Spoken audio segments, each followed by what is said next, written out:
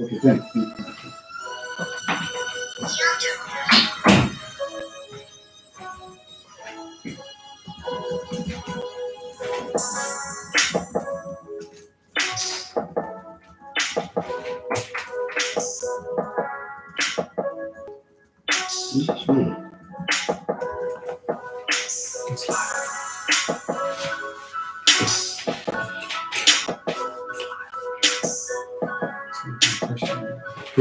Only one person. Okay, so you can see.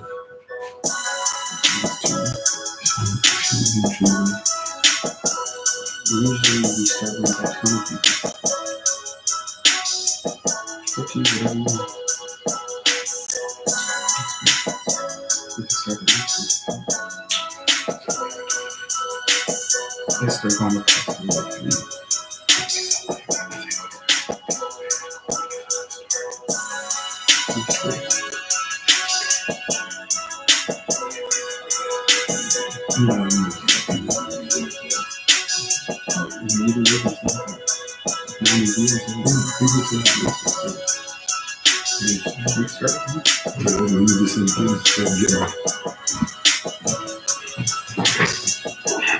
Okay, Father. And you got him in there?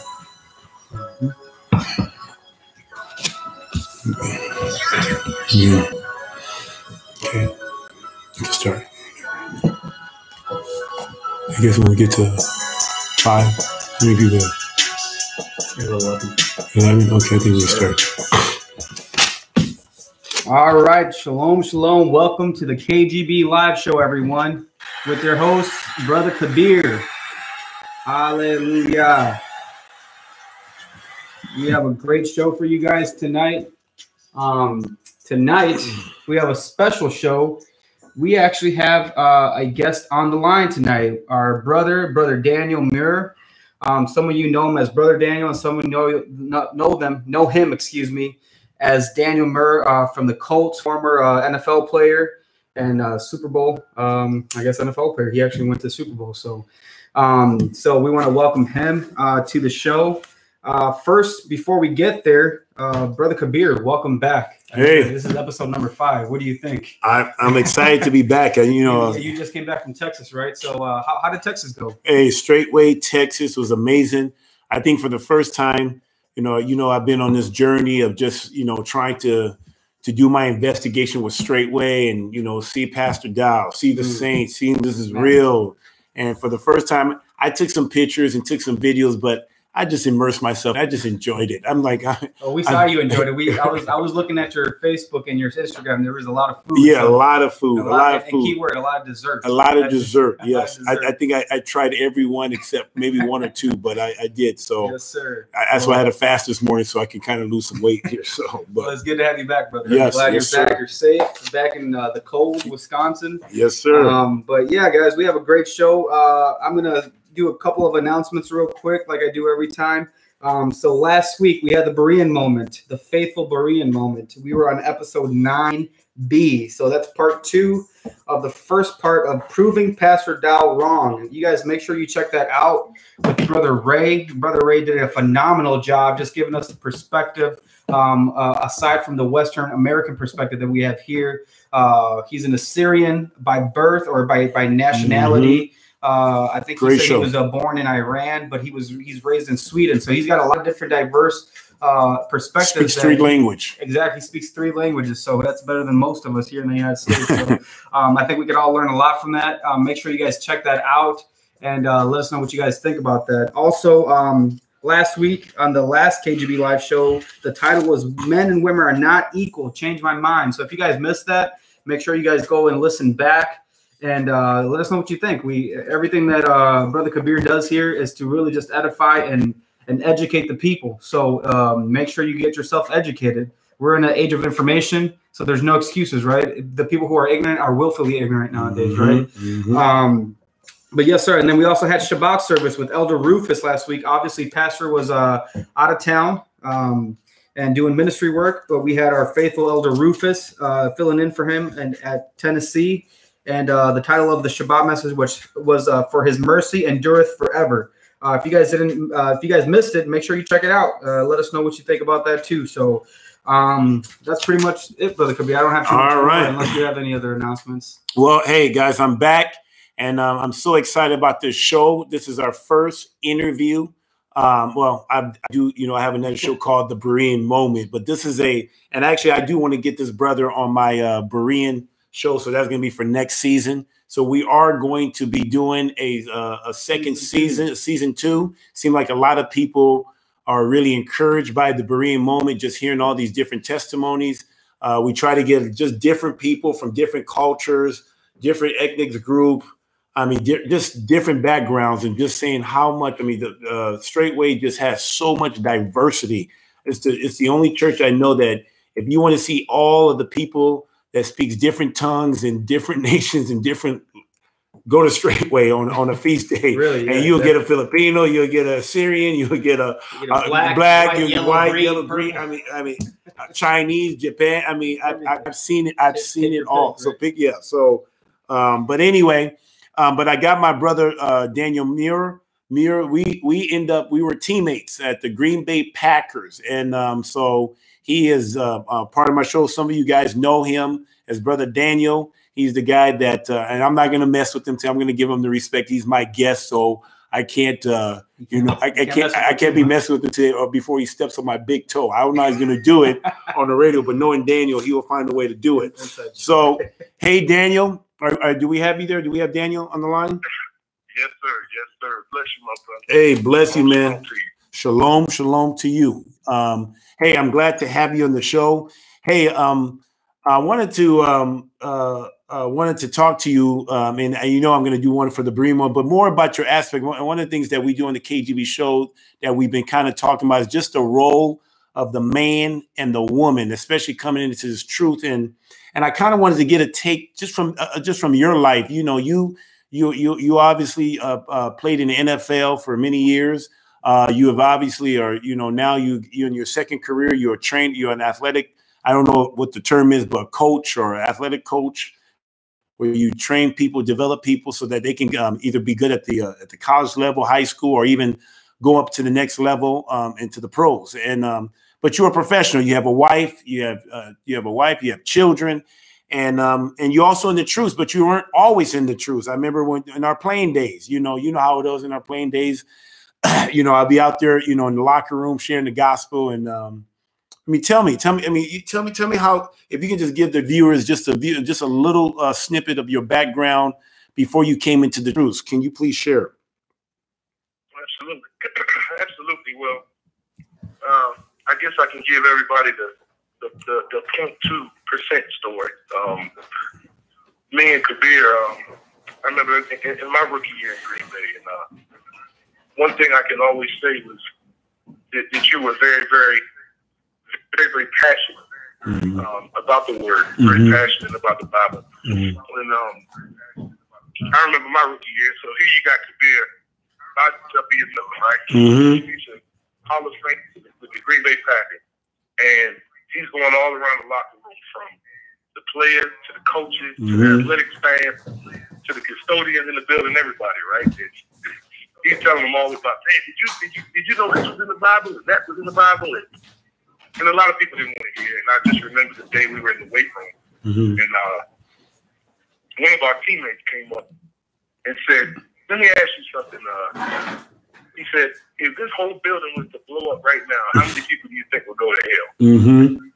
And if anybody knows Kabir, he should have saw that outcome of that question coming a mile away. Especially in the NFL. Especially in the NFL. So Kabir answered me, he said, I don't know, probably maybe 99.2%. that started an uproar in the locker room. And I just remember people wanting to fight you and all those things. But what was wild about it is I was listening. And I'll give a little bit of background. I grew up in the church. Mm-hmm. And I mean, just like most Americans, I grew up in the church and had a pretty good background with it. My father was a minister. And I mean, I was in the church every single week, sometimes during the week as well. But I wasn't living it, not even close. Mm-hmm. Especially when I got in high school, I really changed, just started living like the world, doing whatever I wanted to do. Mm-hmm. And same thing when I went to college, and then it got even worse when I went to pros.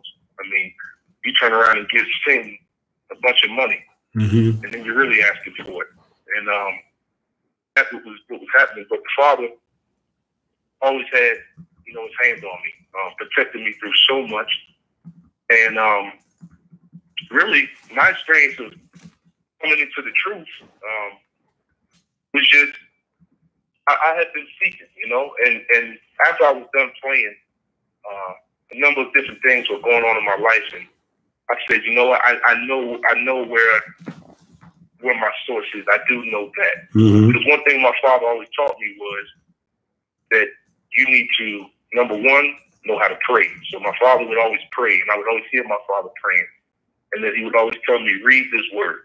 And I began to really, really study the Bible. But, I mean, it got to the point that I would study the word, and then I picked up public speaking right as I was done playing. And I would go all over the country, and I would speak from businesses to churches to, all over the country. And really what started happening is I just got really, really frustrated because I was not seeing what I was reading. Mm-hmm. I would always read Jesus say, the works that I do, you will do also. Greater works than these you'll do because I go to the Father. And then I would also see these signs will follow them that believe. That they would lay hands on the sick and they shall recover, they'd be casting out devils. And mm-hmm. I just wasn't seeing these things. And I knew it wasn't the word. I knew it was my issue. I knew it was me. And I just got really, really frustrated. Mm-hmm. And to make a long story short, don't mess up my Berean moment here. I need to save some for the Berean moment now. I'll save some for the Berean. People say, "Oh, we don't need to listen to the Berean moment." Oh, Daniel, we already heard the story, so you already hear. Yeah. Go ahead. I'm sorry. No, I'm gonna say, guys, I assure you, he has more to his story, but I want to save that for the Berean moment. But I'll let you wrap it up if you can, so I can get to the meat of the interview. Absolutely.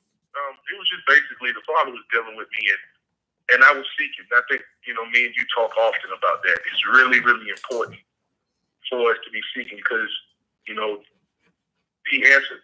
Mm-hmm. He answered. Mm-hmm. And I was asking questions, and it seemed like I couldn't get the answer anyway. But the Father definitely led me, obviously through your help as well, sending me that video mm-hmm. of with Straightway. And you sent me that video, and just like, everybody's story.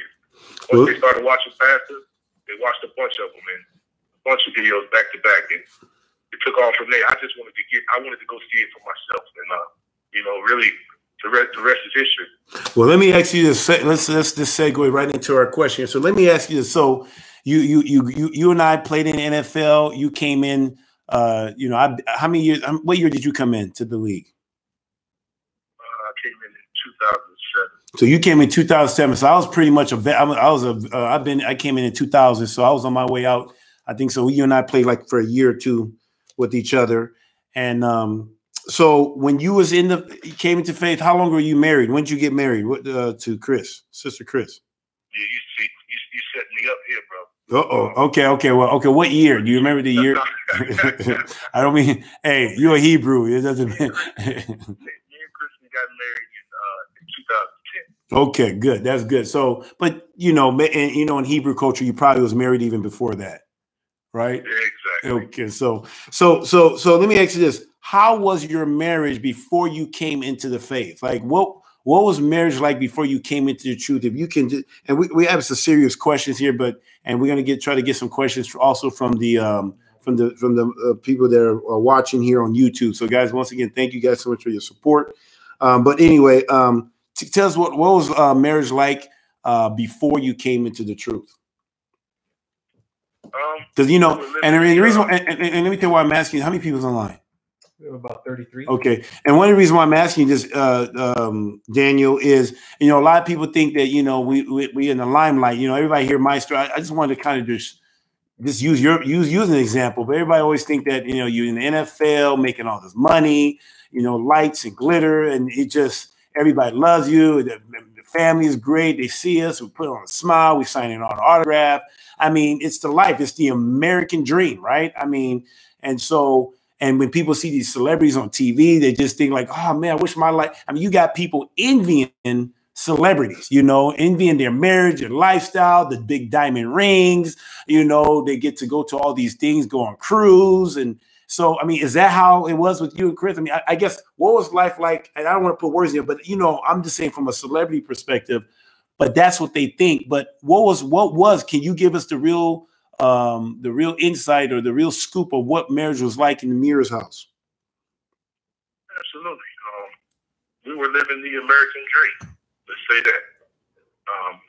We had everything we wanted. A beautiful home, cars, money, clothes. Whatever we had, whatever we wanted. We ate at the best restaurants. We never had to wait in line for nothing, or any of those things. Like a lot of people, they look at me and envy those things, right? Mm-hmm. But what they don't understand is behind closed doors, my house was a war. And it was always war. I wasn't in my right place as a man. My wife wasn't in her right place as a woman. And it was just a constant bickering, constant fighting, constant arguing. Many times thinking about splitting up or ending it, and all of those things. But like even so, with all the money, the fame, I mean, you went to the Super Bowl. I don't even have that on my resume. I know you guys lost. I just got to put that in there. but hey, you went to the Super Bowl. I mean, you went. Okay, I'm sorry. But it's football. It's still we're within our respectable range here. I just want to make sure I keep the facts straight. But anyway, so you went to the Super Bowl. I mean, your wife went to the Super Bowl. I mean, this is amazing. I mean, and you telling me there was war in the Muir house? Please, break it, Daniel. Break it down. How is that? I mean, absolutely. I mean, number one, I think a lot of times, I mean, me growing up in the household I grew up in, it was always. I was one of those young men. I never had a dream of playing in the NFL. That was never really, what it was for me. I always thought, okay, it'd be nice, but that was never like the goal. Like, I got to get to the NFL. That wasn't it. So when it happened, I mean, it was great, but at the same time, what do you tell a young man that, is 21 years old, 22, 23 years old, that, $10 in college, you could make it stretch for a week. And then all of a sudden, you go in the NFL and they hand you checks for $20,000 and $30,000, every week. And that was hard in itself. Because I had no guidance and with it, and so I was just loose. I mean, I was just loose. No real direction with it at all. And what happened in my home was, because of me being so loose, I wasn't staying in my right place. I thought the cure to everything was just get more. We had an argument or something, was supposed to just get more. More money? More what? Get more money, get a gift, just buy this, buy that. That was always the mentality. It worked a little bit, right? It worked temporarily, right? Yeah, it worked initially. Until you realize that, I kind of got like it's suffocating, you know what I mean? Because it's just stuff. It's just a bunch of stuff all the time, and none of it brings you happiness. None of it brings you peace. None of it brings you anything, security, nothing. It doesn't bring anything to you.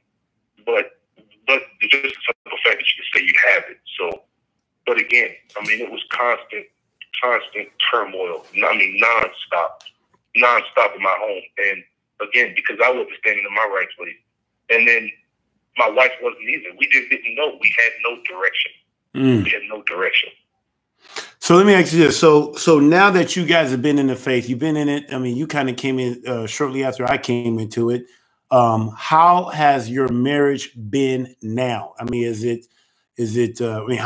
tell us, how's your marriage been now since you come into the faith? And I know it's not perfect, but it's still work in progress. But how has it been compared to when you were not in the faith? And you're not even in the league now. You're out of the league, you're retired and everything. So how's that been? I tell you what, it's literally a complete about face. Coming into the faith, which is it's such a beautiful thing, because with so much less, as I alluded to the clutter and just being suffocated, with so much less, there's so much more peace in the home. And number one is because, again, like I was saying earlier, is I was seeking.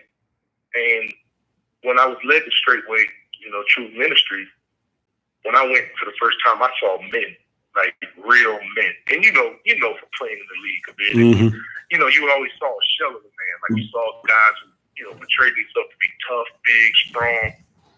Until they went home. Dealing with men. Until they went home.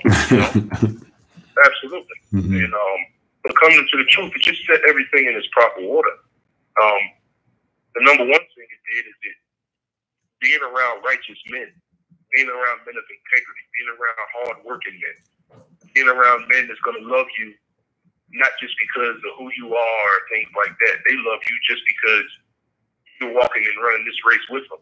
And the one thing that always sticks out to me about coming into the truth is, and I say it a lot to all of our brothers here in Indiana, in households and sisters, is we all we got. We are literally all we got. We got. And that's one thing that I saw coming into the faith. Like, you're really loved. It's not a facade. It's not a game. You're really, truly loved. You're loved hard. You're loved hard. You're told the truth. So it really just set my house in order. And then the same thing with my wife. I mean, it gave her a plethora of sisters. I've always been around the locker room, so I've always been around guys. I grew up in the house with a bunch of sisters, but because it was a bunch of women in the house at all times, I used to just leave the house.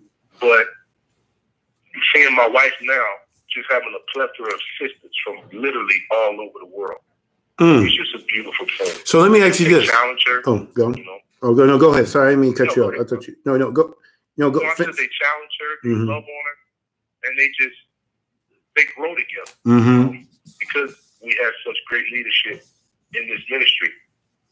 Okay, so let me ask you this. So since coming into the truth, right, how has your perspective as a husband changed? I mean, if you can, we're getting close to the end here, but how has your perspective changed from before you came into truth into now? So if you can kind of give us a short, I promise you, I'm going to get you in a Berean moment. So, but yeah, because I want to open it, because I want to open up for the audience too. But if you can just tell me, how has your perspective changed from a husband, as your role as a husband now? Well, the word says to work out your salvation with fear and trembling. Now I realize how much more serious it is, because just in my home alone, there's 4 lives distinct, including my household 5. I realize now that there is no more time to play. I have to lead my family in righteousness. I have to lead them according to the word. And the biggest thing is for me to live it first. And once I started to live it, in my home, that's what started to happen. I mean, my wife started to get in her role. My children are more obedient. They listen more. It's just so much. So my perspective, man, it's changed a whole lot. Like I said earlier, it's complete about faith, because it puts the man in the proper role. And then you realize how important it is for a man for you to be living righteous. Because I mean, this world is like wolves, you know, they're ready to tear your family up at any given point. And I have to be in my right role at all times. And it's a joyful thing to know that you know what you're doing is right. It's right in the Most High's eyes. That's the beautiful part. So what would you say that the role? What's the role of your wife now? What's different now, or how would you say that your wife role has changed? Like for now, like what's different now compared to before? Simple. She obeys. She just obeys. That's really it in a nutshell. She just obeys. And I think my wife realizes that, you know what? If my husband tells me to do something, if it's right, I'm protected.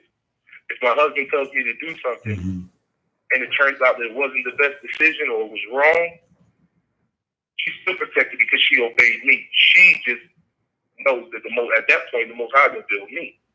What she does is she just obeys me because she knows that I'm not going to lead her to sin. She knows I'm not going to lead her in unrighteousness. She knows that I'm not going to do anything to be a detriment to my family. And she can fully trust that because, again, she knows I'm following the truth. What would you she just obeys. So what would you say that now you use the example that because she knows that you won't lead her to sin, she has confidence in you. How will she respond? I'm just curious to yours. How do you expect her to respond? But how do you think she would respond if you weren't in your role, knowing what she knows now? Would she not obey for some reason? Would she just kind of do her own thing? Or I guess I'm just trying to figure out, is it based off of what she knows you're going to do? I mean, I know it makes it easy, but is it solely based on you? No, even if she knew, as long as I'm not leading her into any sin, based off what she knows right now, she's going to obey. She'll obey. But she knows if I tell her to do something that the Most High said is sin, she knows that she'll reject that. She'll say, no, I'm not going to do that because she knows she'll be sinning against the Most High. She'll be doing something that he said not to do. So, but other than that, my wife, you know, it's amazing that she just continues to grow in her obedience. And that's really, I mean, obviously because of what I'm doing in the home. But number one is what the father's done. And then number two, what I'm doing in the home. But number three is because of the righteous example that she has. I mean, when you look at Mother Carol, you know, Sister Nellie, Sister Ashley on the land, I mean, and Jennifer. So many different women. And she has such a righteous example. And she really soaks up what they say. You know? That's good. And we got a show called Sister to Sister that Daniel's talking about. I highly recommend you guys to check out Talk Radio. I watch it. Yeah, I watch it. I mean, men. I watch it. Man, it's not just for women. Now, I don't call it on the show, but I sure do watch it. Listen to it. You can't watch it. Sometimes you can if they put it on Pastor Dow's channel. Right. But I do most definitely tune in to that show. That's one of my favorite show next to the KGB Live Show. So, and the Breeding. So, but hey, so do we have questions? Brother Daniel, this is Brother David. I have a question for you, and then we're going to jump into the audience's question. But just I got two questions for you. I guess. And keep it brief, my brother. Yes. Come on, man. Keep it brief because we. See, it's you NFL players. I know you guys know how to speak. I mean, this is the time we need to keep. Yeah, so time. Yes, sir. I guess, Brother Daniel. I guess this is more coming from, you know, I'm a young brother in the faith, and I guess this would be, I know, something that a lot of people my age group would have a question about. But why do you think it's so hard for couples today to stay in their roles and to even just understand the roles? What is it in this generation, I guess you could say, that makes it hard for people to be in their roles and understand their role?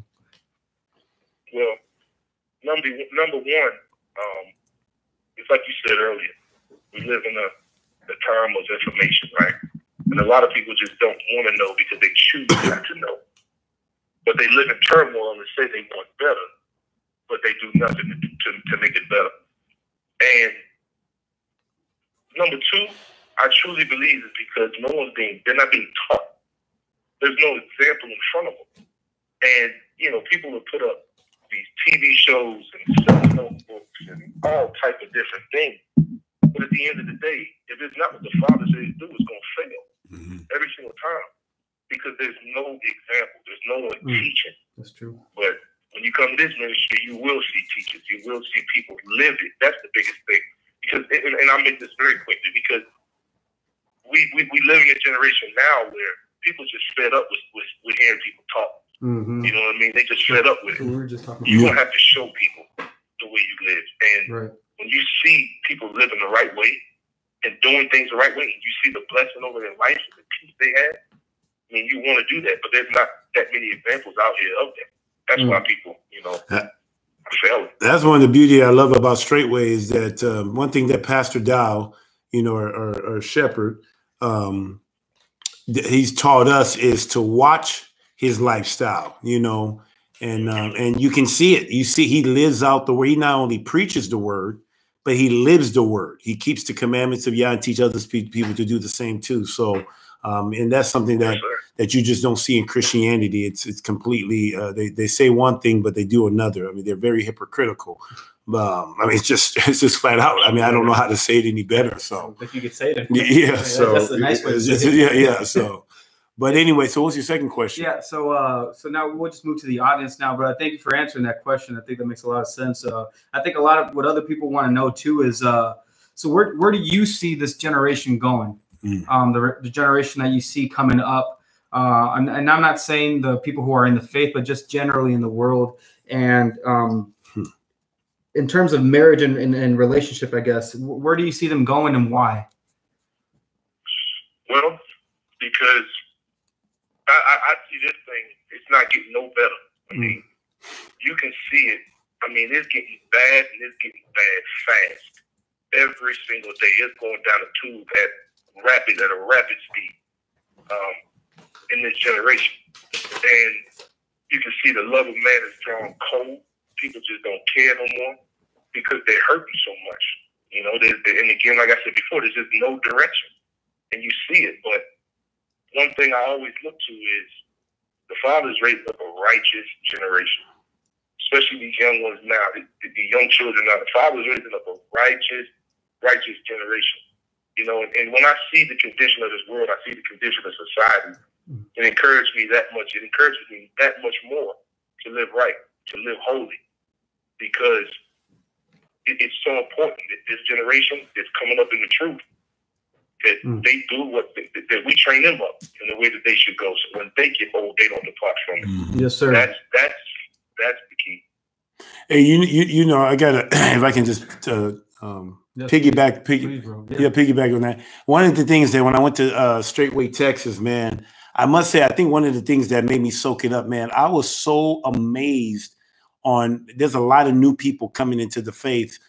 Especially in Straightway, Texas. And man, I mean, they were young black brothers. I mean, you know, like black skin, hue skin brothers who are, I mean, not just one, oh, let me check this thing out, but serious minded. I'm thinking like, I had to come back and say, Brother Dave, tell me, I mean, like, why does it seem like they so serious? But it's because the generation before them was kind of just lukewarm. It just kind of, I think the next generation coming up, and I'm not talking about for a whole, but just people coming to this faith, they're really taking this thing serious, you know. And but I was just something, me being an older man, I'm not old, but just 40, you know, obviously I'm like, you know, 15, 20 years older than these people, but hearing them talk, it just made me just want to pour into them because they have an opportunity to do things that we couldn't do because we got this thing now, you know. But at least if we can pour into them, we can leave a legacy behind where people will take this and run with it and be in a better position than we were at our age, you know. So, you know, I was really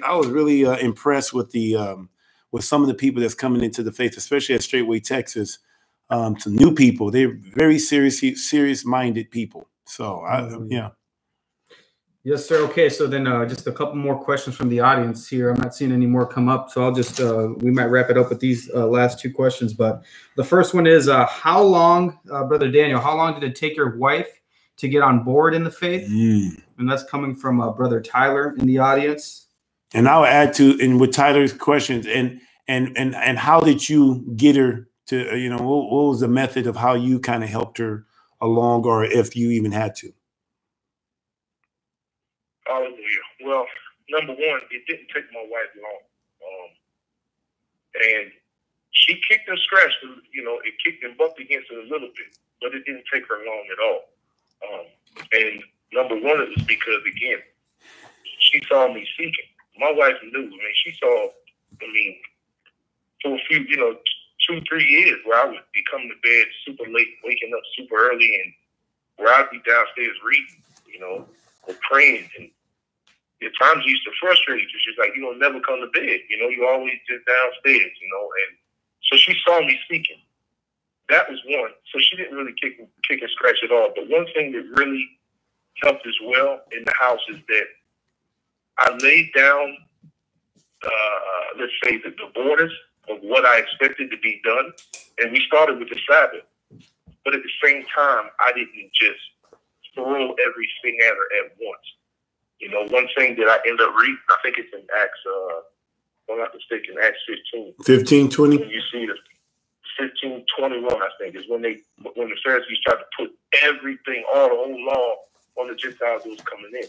Mm-hmm. And when you see Paul wrote that letter back, one thing that he said is that, and I'm paraphrasing here, but he said that he gave them a few laws to stay away from. And then he told them that the law of Moses is going to be preached in the synagogue on every Sabbath day. You know, having that understanding is that I was just like, look, I just got to start living this thing and continue to teach it. And the more and more I teach her, the more and more she'll see it. And that's exactly what happened. I just started doing it. I just started doing it, and I coupled that with me telling her as well. Because I think a lot of times what happens is people just want to say, tell them, but they're not living it. You know, the biggest thing is I started living it first, and then I started to couple that with me telling her. And then she called me one day, and she said, Daniel, and I said, what's up? She said, I'd never want to be called a Christian another day in my life. Wow. When she made that statement, it was just like it hit her all at once. And ever since then, she's just been on fire. Wow, hallelujah. What was the next question? Yes, sir. And who's it from? So this one comes from Othello Red Pillar. From the audience is what was the hardest part as a man/leader in your house after your conversion? What would you say is the hardest part, or was the hardest part from your conversion as a leader, as a man and a husband? I think the hardest part, number one, was my flesh. You know what I mean? Because it was a big change for me too. You know, I had made the commitment, and I spoke it out loud, and I said that I would never break the Shabbat ever again. I remember making that statement, and I have it, and I won't. But at the same time, your flesh tries to, you know, rile up against you and try to get you to fall back into the old ways and fall back into the things that you used to do. And that's a war, you know. But the more and more that you fight, the easier it gets. The easier it gets, the more peace you have, the more joy you have. You know, you resist the devil, and he's gonna flee. So I think the hardest part was once my family and things got on board, it was my own flesh. You know, it was my own flesh that was trying to fight me. So. Well, David, not David, but Daniel, brother Daniel, I appreciate you coming on the show, just giving your perspective. Just wanted to change it up, you know, just let people hear. Guys, I'm telling you, You're not the only one. Yeah, but one of the things that makes this interview just unique, or that I've been trying to instill in people, is that I was telling these young guys at Straightway, Texas, man, I have made it to the mountaintops. I have made the money. I've experienced fame. I experienced everything that the world says that will make you happy, you know, the American dream. And it's not all what it's cracked up to be. Because when you get there, this is what I tell them, Daniel, you can tell me if I'm wrong or right. When you get there, you get to a point that says, this is it. I mean, this is it. Like, now, once you attain what the world said will make you happy, now you're starting to look for something else. That's when people start doing drugs or start whoring around, start doing something to get to the next high. Am I making that up? Talk to me. No, sir. You're absolutely correct. One word I used to say every time I was playing was overrated. Overrated, man. And that's just the flat out truth. You're right, bro. It is so overrated, guys. If you are in the truth and you don't know that you're seeking for the truth, this is the spot. I mean, you know my story. I've given up. I've lost wife. I've lost children. I've lost millions of dollars. Half of everything I've ever worked for. I'm still paying for it. Pay about $8,000 a month just for child support. You know, always been providing for my family since I got married 16 years ago or 17 years ago, and still taking care of that family in spite of, you know, in spite of what they're doing. You know, obviously when you get a marriage license, what I tell people don't get, that's what happens. I pay the price. But guess what? I don't mind paying for it because I'm going to stay in this truth. I can stop it. You know, I can stop this. This can all come to an end. All I have to do is acquiesce, capitulate, beg, and say, I'm sorry, baby, it's all my fault. Go around kissing everybody's ass and saying it was my fault. Ain't doing it. The only person I'm going to bend my knees to is the Most High, Yeshua HaMashiach. So anyway, guys, hey, I like I said, guys, I appreciate you guys coming here week in, week out. And we're going to continue. We're going to start, you know, having some guests. I mean, I'm thinking of some good people. We even thinking about, I'm just going to put it out there. I'm going to see if I can get Sarah White, you know, Sarah White, Reggie White's widow, just to see, you know, just to get her take on what Reggie White went through. So I think we have a good enough relationship that she would, I think we have a good relationship. So I don't want to say, make it seem like it's a bad relationship. We have a good relationship where I think she may consider it, but I can't promise it. But I'm just letting you know, these are the type of people I'm going to try to get on the show. I may even get Pastor Dow. I think I can get. You think I can get Pastor Dow? You think kind of maybe? Maybe. You know, Pastor Dow. You know. But I think he's hey, Pastor Dow is no longer a brother. He's a friend. We learned about the difference between a brother and a friend is better than a brother. So anyway, but you know, or Pastor Corey, just get different people so you can get their take and on this view. So guys, once again, thank you so much for your support.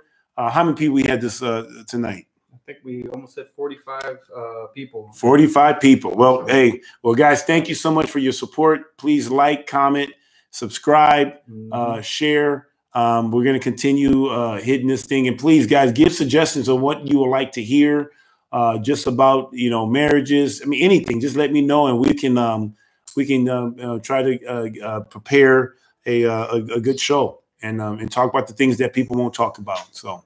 Thank you so much, Brother Daniel. Yeah, thank you very much, Brother Daniel. Thank you for being on the show, brother. Brother Kabir, thank you also for making this possible, to use your platform to just edify the people. Guys, just a quick outro here. Don't forget the Berean Moment on Wednesday. Every single Wednesday, we have the Berean Moment. Next up is Sister Bridget. For those who don't know, that's Brother Gideon's wife. She's up next this Wednesday. Sister to Sister, Thursdays at 6 p.m. Do not miss it. Even if you're a brother, man, there's a lot of good information that gets put out by our sisters. It just goes to show you that you can find a Proverbs 31 woman just by the way that they present the truth. And just kind of peering into the woman's life in the role, right? I mean, that's kind of, you don't really get that in any other ministry, right? You want to live with them according to knowledge. People always say according to understanding, right? But they try to twist it. But it's really understand a woman. And sister, you will gain a lot of knowledge. I mean, sister Ashley and Sister Jennifer, they tell the skinny. I mean, they put it out there. They put it out there, and they do not sugarcoat on the wickedness of a woman. Exactly. Straight up. So Blog Talk Radio with Pastor Dow, Fridays at 7 p.m. Guys, make sure you guys tune in. Everything is Central Standard Time. It looks like he's doing it on his YouTube channel. Yep. So if you guys want to go to Pastor Dow's YouTube channel, it's youtube.com/Pastor Dow. Real easy to remember. Fridays at 7 p.m. You guys can call into that show and even ask Pastor Dow a question directly. So if you guys have any burning questions you need to ask him, make sure you guys get in contact with him that way. Shabbat Live at 11 a.m. at straightway.com. So you guys, if you guys don't have a home fellowship, if you're just coming into truth and you want to know more about Torah, know more about this way of being an Israelite, make sure you go to straightway.com and check us out there. Guys, again, thanks for the support for Brother Kabir's channel. Make sure you guys like, comment, share, and subscribe. Brother Kabir, final words. Hey guys, just remember, guys, the King is coming. The King is coming, and this is just an amazing Straightway is an amazing ministry. Just got to see Pastor Dow once again come in to strengthen the saints in Texas. Pastor Dow, man, guys, he is just, I mean, I was on the plane on my way back. I got teary-eyed. I just got teary-eyed, Brother David, just thinking like, man, I mean, I'm just thankful that Yah was so gracious to bring me out of the wicked world and bring me into the truth and among his children. So anyway, hey, guys, love you. Shalom, shalom.